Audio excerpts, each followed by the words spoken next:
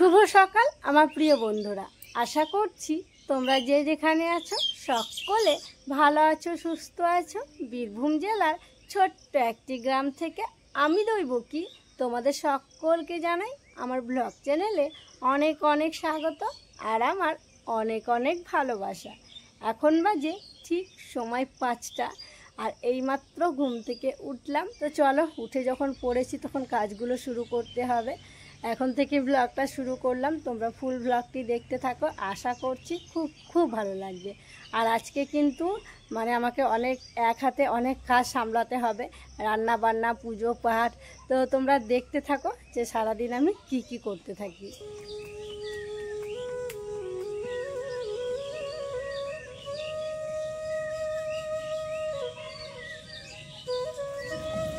লালিকে গোয়াল থেকে বের করে আগে বাইরে বেঁধে দিলাম। আর কি জানো তো, কালকে তাড়াতাড়ি ওকে ভরে দেওয়া হয়েছিল, কারণ কালকে বিকেলবেলা প্রচণ্ড মেঘ করেছিল আর বৃষ্টিও হয়েছিল। আর যদি বৃষ্টি না হয়, ওই সন্ধে হয়, সন্ধে জালি তখনই লালিকে গোয়ালে রাখা হয়। তো সেই জন্য সকাল সকাল বের করে দিয়েছি। আর তারপরে কালকে রাত্রের খাওয়া অনেকগুলো বাসন ছিল জানো তো, আর সেই বাসনগুলো নিয়ে আমতলার পুকুরে গিয়েছিলাম। আমতলার পুকুর থেকে ধুয়ে নিয়ে এসেছি, দিয়ে এখন কলপাড়ে এসে ভালো জলটা বুলিয়ে নিচ্ছি। আর আমতলায় তো একটু জলটা বেড়েছে, ওই জলটাই বেশ এখন ভালো বাসন ধোয়া হচ্ছে। তবে আমি কলপাড়ে এসে বেশ অনেকক্ষণই দাঁড়িয়েছিলাম গো, অনেক কজন জল নিল, তারপরে আমি বাসনগুলো ধুয়ে নিলাম। তো যাই হোক, চলো এখন বাসনগুলো ঘরে নিয়ে যাই।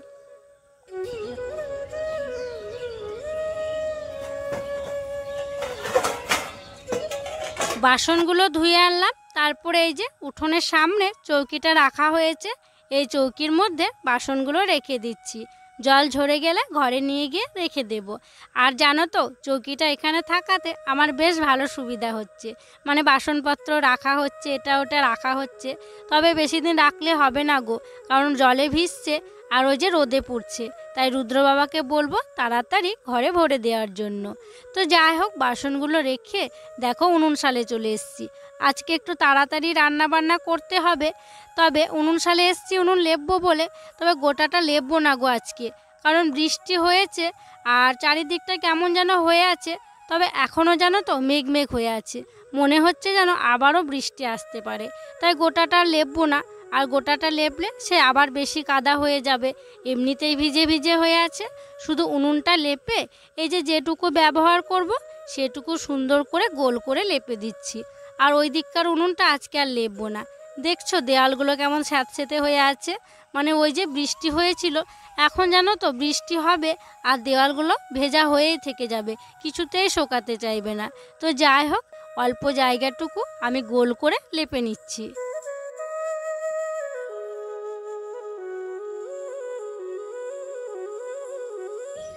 বাসি নাইটিটা ছাড়লাম, তারপরে দেখো সবজি কাটতে বসলাম। আর আজকে বাইরে যে চৌকিটাতেই বসলাম, কারণ খুব একটা রোদ নেই, মেঘ হয়ে আছে, মনে হচ্ছে যেন আবারও আজকেও বৃষ্টি আসবে। তো ভাবলাম যে বাইরে ঠান্ডা আছে, বাইরেই বসি। আর এই যে কুমড়োটা পরশু দিনকে নিয়ে এসেছিলো, তো কুমড়োটা আজকে আর কি তরকারি করা হবে। কুমড়োটা কাটছি, আর পটল নিয়ে এসেছি, ঢ্যাঁড়স নিয়ে এসেছি, আলু নিয়ে এসেছি, এই সবগুলোই কাটা হবে। তো আর সকাল সকাল রান্না করছি, কারণ আজকে পুজো করতে হবে সেই কারণেই। আর সকালে স্নান করলাম না, এত তাড়াতাড়ি স্নান করবো সকাল সকাল, তারপরে আবার রান্না বান্না করে আবার কাপড় ছাড়তে হবে। তার জন্য ভাবলাম যে রান্না বান্না করে স্নান করব। তো সেই জন্য কাপড়টা ছেড়ে রান্নাটা করে নেব, দিয়ে তখন স্নানটা আর কি করা যাবে। এই কুমড়োটা তো পরশু দিনকে নিয়ে এসেছিল, আমি ভেবেছিলাম আজকে হয়তো ভালো হয়ে থাকবে না। তো দেখো কিচ্ছু হয়নি, কি সুন্দর শক্ত হয়ে আছে একদম, বেশ ভালোই হলো। আর আজকে এই তরকারিটা কিন্তু আমাদেরও খাওয়া যাবে, নিরামিষ করে করব তরকারিটা, তাহলে আমরাও খেতে পাবো। আর বাড়িতে ওরাও আর কি নিরামিষই হচ্ছে আজকে, তো আর কি ঠেকাবো না আর কি হেসেলের সঙ্গে। তো যাই হোক, চলো সবজি পাতিগুলো এখন কেটে নিই। কুমড়োটা কাটবো, পটলটা কাটবো, ভাবছি আলু পটলের রসা করব।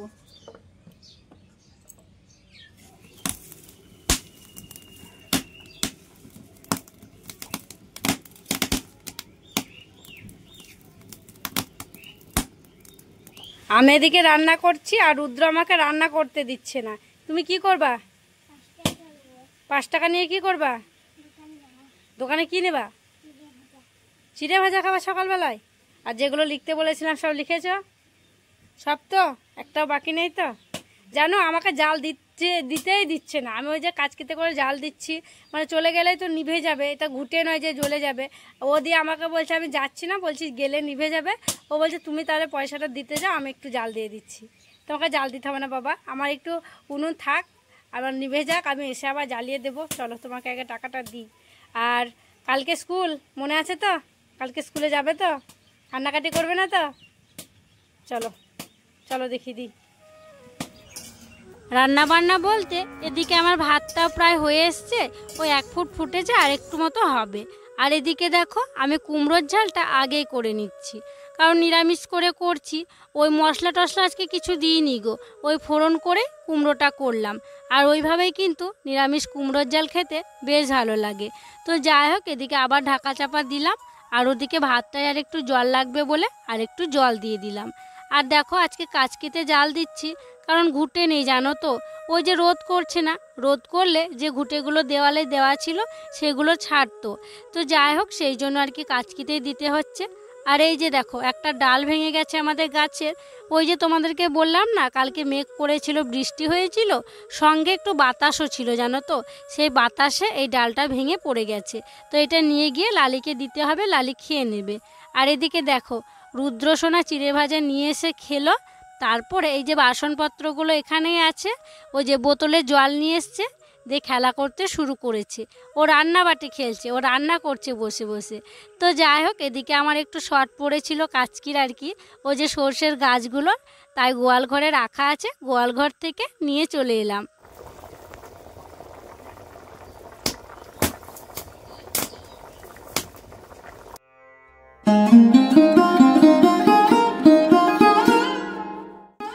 রান্না বান্না কমপ্লিট করে ফেলেছি।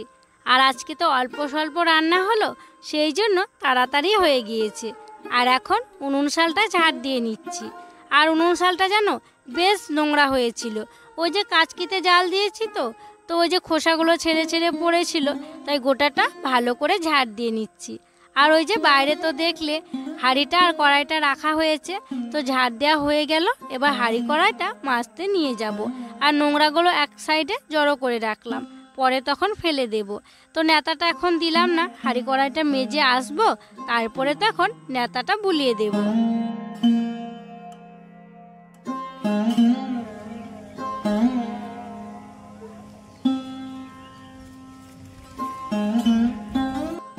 আজকে আর অন্য কোথাও গেলাম না গো, আজকে আমতারার পুকুরে ভাবলাম হাঁড়ি কড়াইটা মেজে নিই। আর দেখো বেশ অনেকটাই জল হয়ে গেছে, তবে কাদাও নেই জানো তো। ওই যে বৃষ্টি হচ্ছে, ঘাসগুলোর ওপরেই না জলগুলো আছে, বেশ ভালোই হচ্ছে, পায়ে কাদাও লাগছে না। একটু যদি জলে নেমে দাঁড়ানো হচ্ছে, তাও কিন্তু পায়ে কাদা লাগছে না। তো যাই হোক, হাঁড়িটা আগে মেজে নিয়েছি, আর এখন দেখো কড়াইটা মেজে নিচ্ছি।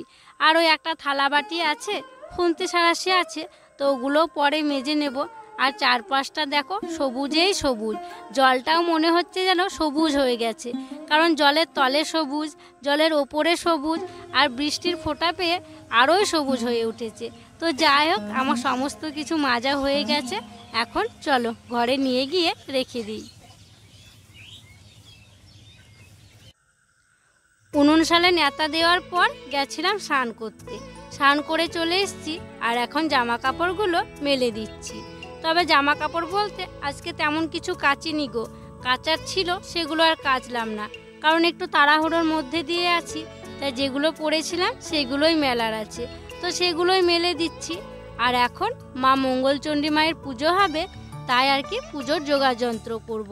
আজকে তো জ্যৈষ্ঠ মাসের প্রথম মঙ্গলবার, আর মঙ্গলবার করি মা মঙ্গলচণ্ডীর ব্রত, তো সেই জন্য চলো চুলটা আঁচড়ে সিঁদুরটা পরে নিই, তারপরে পুজোর যোগাযন্ত্রগুলো করতে শুরু করি। চুল আঁচড়ে সিঁদুর পরে নিয়েছি, আর পায়ে আলতাও পরেছি। তারপরে ওই যে সব জায়গায় আলপনা দেয়া হয়েছে, ঠাকুরের বাসনপত্রগুলো ধুয়ে নিয়ে এসেছি, তবে সেবাটা দেয়া হয়নি, এখন ফলগুলো কেটে নিচ্ছি। তবে আমি তো রান্না বান্না করছিলাম, আমার অনেকটাই দেরি হয়ে গেছে। ঠাকুরমশাই চলে আসবেন বলে আগে আমি ওখানে যেগুলো লাগবে আর কি, ওই যে মন্দিরে আমাদের শিবতলায় সেইগুলো রেডি করে রাখছি। তারপরে তখন ঘরে ঠাকুর সেবাটা দিয়ে দেব। এদিকে দেখো সিধেটা রেডি করে রেখেছিলাম, তোমরা দেখলে। আর এই যে ফলগুলো কেটে রেডি করে নিচ্ছি। তো ওখানে যা যা লাগবে সেগুলো আগে রেডি করে নেব, তারপরে ঘরে ঠাকুর সেবা দিয়ে তখন ওই মন্দিরে যাব পুজো করতে।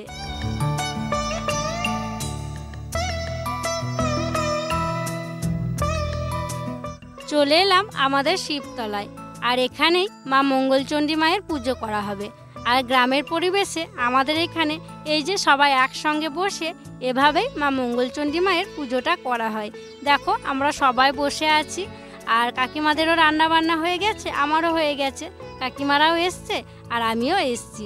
আর এদিকে দেখো আবার ঘন কালো করে মেঘ পড়েছে, মনে হচ্ছে যেন এইমাত্র বৃষ্টি আসবে, জানি না কি হবে। তো আশা করছি পুজোটা হয়ে যাক, তারপরে যা হবার হবে, তাই না বলো? এই ফাঁকা জায়গায় পুজো করতে কিন্তু খুব অসুবিধা হবে যদি হঠাৎ করে বৃষ্টি নেমে আসে। ভালোই ভালোই পুজোটা শেষ হলো, বৃষ্টি আসবে আসবে করে বৃষ্টিটা আর আসেনি। তো যাই হোক, পুজো শেষ করে বাড়ি এসেছি। বাড়ি এসে সবাইকে আগে প্রসাদ দিয়েছি, তারপরে দেখো বাটিতে আমি প্রসাদ নিয়ে নিয়েছি আর জল নিয়েছি। এখন আর কিছু খাবো না গো, এই যে বেশি করে প্রসাদ নিয়ে নিয়েছি, প্রসাদ জলটাই এখন খেয়ে নেব, কারণ অনেকটাই বেলা হয়ে গিয়েছে। আমার প্রসাদ জল খাওয়া হলো, তারপরে হাতটা ধুয়ে এসে সবাইকে খেতে দিয়ে দিয়েছি। এদিকে রুদ্রকে দেখো খাইয়ে দিচ্ছি, আর মা তো নিচে বসে না, তোমরা জানোই, বসতে পারে না। ওপরে মা বসেছে, মাকে খেতে দিয়েছি, মা খেয়ে নিচ্ছে। আর এখন তো রুদ্রর বাবা বাচ্চা ছেলে হয়ে গেছে ওই যে হাতটা কাটার পর, তাই এই যে ভাতটা দেখছো এটা হচ্ছে রুদ্রর বাবার। ওর ভাতটা আমি মেখে দেব, কারণ ও হাত কাটা নিয়ে ভাতটা মেখে খেতে পারবে না। আর তোমরা অনেকেই কমেন্ট করে বলেছো রুদ্রর বাবাকে ইঞ্জেকশন করার জন্য, তবে ও ইঞ্জেকশন করে এসছে গো, তো তাতে একটু ব্যথাটা কমেছে, তবে কাটা জায়গাটায় তো জ্বালা করবে বলো। তো এখন তো ভাতটা মেখে খেতে পারবে না, তাই আমি ভালো করে ভাতটা মেখে দিচ্ছি।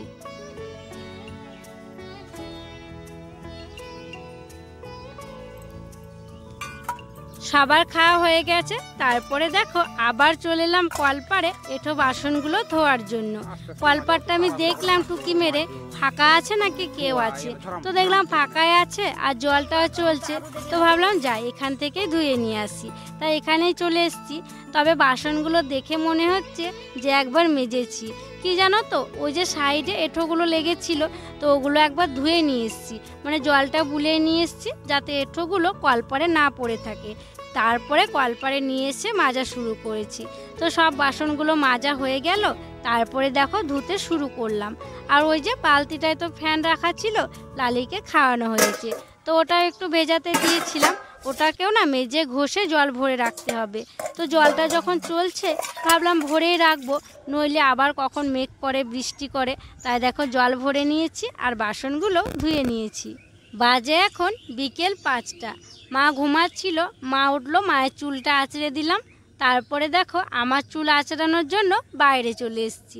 আজকে আর মাঝ উঠোনে বসা হলো না, কারণ ওই যে উঠোনগুলো ভেজা ভেজা হয়ে আছে, তাই ভাবলাম চৌকির ওপরটাতেই বসি, ওখানেই চুলটা আঁচড়ে নিই। তো ওখানেই চুলটা আঁচড়ে নিলাম, আর বিনুনি করে গুঁতবো ভাবলাম, জানো তো, গার্ডারটাও নিয়ে এসেছিলাম, দিয়ে ভাবলাম খুব গরম লাগছে, থাক বিনুনি আর করবো না, ওই চুলটাকে যেমনভাবে আর কি নটন করে রাখি ওভাবেই করে নিই, তাই চুলটাকে ওই নটন করে নিলাম।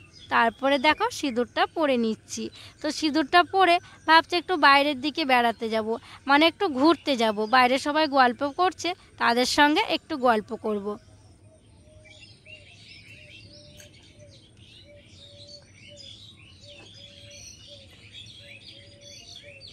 চুলটু আঁচড়ানো হলো, তারপরে ভাবলাম যে যাই একটু মাঠ থেকে ঘুরে আসি। আর কি জানো তো, অনেক দিন হয়ে গেছে এই মাঠ দিকে আসেইনি। রুদ্রর বাবা অবশ্য প্রত্যেক দিন আসে, ও আসছিল, তো আমি ভাবলাম চলো মেঘলা মেঘলা আবহাওয়া যখন আছে, বেশ ফুরফুরে মাঠের দিকে ভালো বাতাস দিচ্ছে, তোমার সাথে আমিও যাব। তো আমরা দুজন আসছিলাম, দেখো আমাদের পিছন পিছন রুদ্রসোনা চলে এসছে। তো চলো যাই, আমাদের যে জমিতে পেঁয়াজ লাগানো হয়েছিল সেই জমিটা আজকে তোমাদেরকে দেখাবো। পুরো একদম জমিটা পাল্টে গেছে। আর কি জানো তো, ওই জমিতে শুধু পেঁয়াজই চাষ করা হয় বছরে একবার, আর কিছু চাষ করা হয় না, এমনি ফাঁকাই থাকে। শুধু ওইটা বলে নয়, ওর পাশে আরও যে জমিগুলো আছে সেগুলোও ফাঁকাই থাকে, ওই রসুন পেঁয়াজ ওইগুলোই চাষ করা হয়। তো যাই হোক, প্রায় চলেই এসেছি, আর একটু পরেই জমিটা আছে, চলো তোমাদেরকে দেখাচ্ছি। আর রুদ্র কি খাচ্ছ তুমি? চকলেট খাচ্ছ? এই যে দেখো বন্ধুরা, আমাদের ডাঙার জমিটা কি অবস্থা, কত বড় বড় গাছ হয়ে গেছে, জঙ্গল একদম পুরো। আর শুধু ওই যে বছরে একবারই চাষ হয়, তো বললাম পেঁয়াজ চাষ, এরকমই ফাঁকা থাকবে, আবার সেই পেঁয়াজ চাষ করব। আর এই যে আমাদের পাশের জমিগুলো দেখো, সেই একই অবস্থা, ওদেরও সেই আবার পেঁয়াজ চাষ করা হবে। তো যাই হোক, এলাম, দেখলাম কেমন আর কি অবস্থায় আছে, অনেক দিন পর এলাম। চলো বেশিক্ষণ থাকবো না, মানে মাঝে মধ্যে আবার বিদ্যুৎ চমকাচ্ছে, শুকনো হয়ে আছে জানো, মেঘমেঘ করে আছে, বিদ্যুৎ চমকাচ্ছে, আর থাকবো না, এখন বাড়ি যাব। মাঠ থেকে বাড়ি এসে সন্ধেবাতি দিয়েছি, তারপরে রুদ্রকে পরিয়ে নিয়েছি, আর রাত্রের খাবার ডালিয়া করব, সেই জন্য সবজিগুলো এখন কেটে নিচ্ছি। সবজিগুলো কেটে নেওয়ার পর গ্যাসের ঘরে চলে এসেছি, আর এখন দেখো মুগ ডালটা শুকনো কড়াইয়ে ভেজে নিচ্ছি। আগে তো তেল দিয়ে ভাজতাম, তোমরা অনেকেই বলেছিলে শুকনো কড়াইয়ে নাড়ার জন্য, তাই শুকনো কড়াইয়ে নেড়ে নিলাম। তারপরে ওই যে ডালিয়াটাও একটু শুকনো কড়াইতে ভালো করে নেড়ে নেব। তো দেখো, এক প্যাকেট ডালিয়া নিয়ে আসা হয়েছিল, একটুখানি রাখলাম, সবটা দিলাম না, এতেই মনে হচ্ছে সবার হয়ে যাবে, আর সবাই আজকে রাত্রে ডালিয়াই খাবো। আজকে তো আমরা ভাত খেতে পাবো না, তো সেই জন্য রাত্রের খাবারে আজকে করা হচ্ছে ডালিয়া। আর শুধু আমরা যে খাবো তা নয়, বাড়ির সবাই কিন্তু ডালিয়া খাবে আজকে রাত্রে। তো কি বলতো, ডালিয়াটা আনা হয়েছিল দুপুরবেলায় করার জন্য, তো পুজো করতে তো অনেকটাই দেরি হয়ে গেছিল, সেই জন্য দুপুরে আর ডালিয়াটা করা হয়নি, এই যে রাত্রেবেলাতে ডালিয়াটা করা হচ্ছে। তো ওইদিকে তো মুগ ডালটা আগে শুকনো কড়াইয়ে নেড়ে নিয়েছি, আর এখন ডালিয়াটা একটু নেড়ে নিচ্ছি। আর সবজিগুলো ধুয়ে জল ঝরাতে দিয়েছি, তারপর এক এক করে সবজিগুলো ভেজে নেব, দিয়ে তখন প্রেসার কুকারে ডালিয়াটা বসিয়ে দেব। এদিকে অনেকটা রাতও হয়ে যাচ্ছে, এই 9টা বাজছে, ভাবলাম গরম গরম করবো আর গরম গরমই খাবো, সেই জন্য আগে করিনি আর কি। তো যাই হোক, এখন ডালিয়াটা আমি বানিয়ে নিই, চলো। আর আজকের মতো এখানেই বিদায় নিচ্ছি গো। তোমরা সকলে ভালো থেকো, সুস্থ থেকো, আর যারা নতুন বন্ধু হয়ে আমার এই ভিডিওটি দেখছো, তাদেরকে আমার পাশে থাকার জন্য অনুরোধ করছি। আর যারা পুরনো বন্ধু হয়ে আমার পাশে আছো, তাদেরকে আমার অসংখ্য অসংখ্য ধন্যবাদ আর অনেক অনেক ভালোবাসা। দেখা হবে আবার পরবর্তী ব্লগে।